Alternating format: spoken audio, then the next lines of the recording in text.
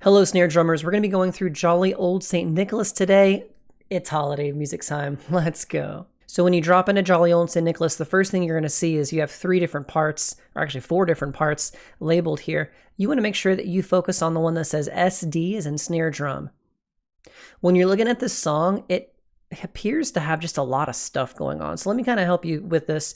You're going to travel through this line, playing just the top notes. And when you get done with the 7th and 8th measure, you'll see that there's a double dot that takes you back to the beginning. Please don't pay any attention to the S sim or the triangle or the BD part, the part that's low. You're just focused on the snare drum. So when you go across and finish this first line, you will jump down and focus right on this one to move forward. That double dot repeat sign will take you back to the beginning. You'll go through, and on the second pass, the second time you play the song, you will skip measure 7 and 8 and go to measure 9 and 10.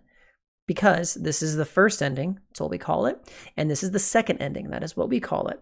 So the first time you'll play all the way through measure 8, go back to the beginning, and then play up till measure 6, and then skip it and go to measure 9 and 10.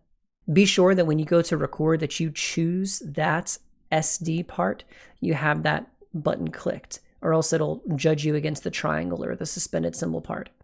Part 1 is measure 1, 2, 3, and 4, so you'll only have to worry about these first 4 measures. Now there's a lot in those 4 measures, but if you can do that, the rest of the song should be slightly easier because it just combines those skills yet again in the same way, just with some alternate stickings.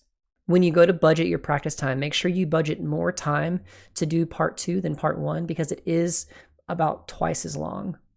I'm not going to go through how to play a flam in this video because I've already made a video for that. We have gone through buzz rolls in the past, but we haven't gone through flams. So make sure you watch that video before you try to execute these skills.